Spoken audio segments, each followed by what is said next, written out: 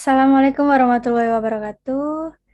Saya Oktadiva Violeta dengan NIM C1C020046 dari Prodi Akuntansi Fakultas Ekonomi dan Bisnis. Di sini saya ingin mempresentasikan atau menjelaskan tentang teknik pengambilan sampel. Sebelumnya saya akan men-share screen terlebih dahulu PPT yang sudah saya buat.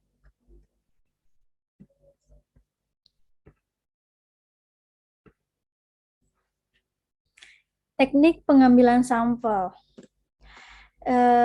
Teknik pengambilan sampel ini adalah teknik yang dilakukan untuk menentukan sampel.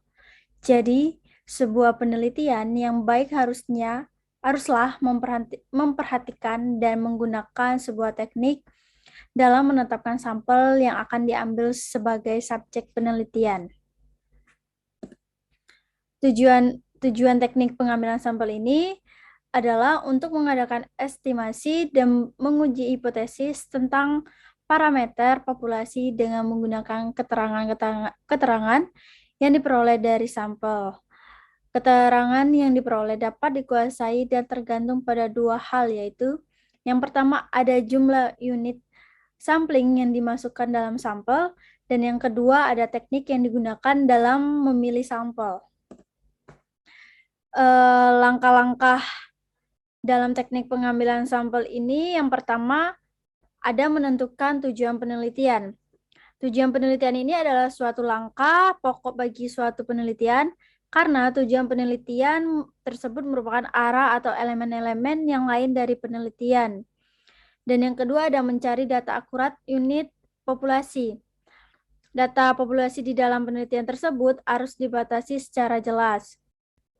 Oleh sebab itu, sebelum sampel harus ditentukan dengan jelas kriteria atau batasan populasinya.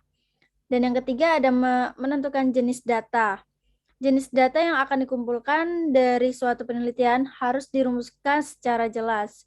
Apabila jenis data yang akan dikumpulkan telah dirumuskan secara jelas, maka dapat dengan mudah ditentukan dari mana data tersebut diperoleh atau ditentukan sumber datanya.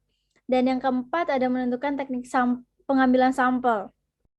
Penentuan teknik pengambilan sampel yang akan digunakan dalam pengambilan sampel dengan sendirinya akan tergantung dari tujuan penelitian dan sifat-sifat populasi.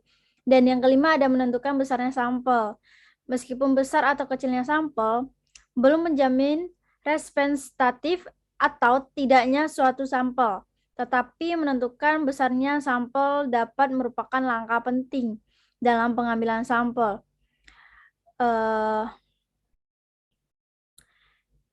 Yang keenam, ada menentukan jumlah sampel yang memadai. Sebelum menentukan sampel yang diperlukan, terlebih dahulu akan ditentukan unit-unit yang menjadi anggota populasi.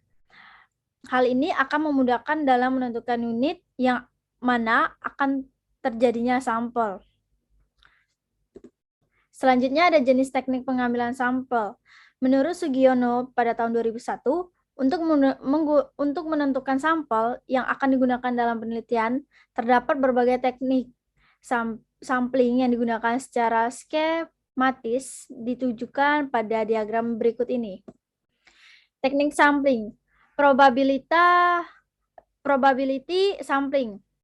Yang pertama itu ada probability sampling, yang dimana dalamnya ada sampel random sampling, dan yang kedua ada proportionate start type random sampling, dan yang ketiga disproportionate start type random sampling, dan yang keempat ada area sampling. Dan di bagian non-probability sampling terdapat yang pertama ada sampling sistematis, dan yang kedua ada sampling kuota, dan yang ketiga ada sampling aksidental, dan yang keempat ada purpose sampling, dan yang kelima ada sampling jenuh, dan yang keenam snowball sampling. Baiklah, kesimpulan dari materi ini, sampel adalah bagian dari populasi yang mencerminkan karakteristik secara keseluruhan dari populasi tersebut. Jika sampel yang diambil dalam penelitian mewakili populasi, maka taksiran parameter populasi akan semakin baik. Suatu taksiran parameter dikatakan baik bila taksirannya tidak bias dan variasi. Taksirannya paling kecil di antara taksiran tidak bias lainnya. Semakin banyak perbedaan antara populasi dengan sampel, maka akan menjadi besar pula resiko kesalahan dalam penelitian. Oleh karena itu, untuk mendapatkan sampel yang mewakili populasi diperlukan suatu teknik pengambilan sampel yang tepat sesuai dengan keadaan populasi.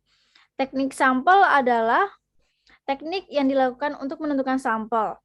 Sebuah penelitian yang baik haruslah memperhatikan dan menggunakan sebuah teknik dalam menetapkan sampel yang akan diambil sebagai subjek penelitian.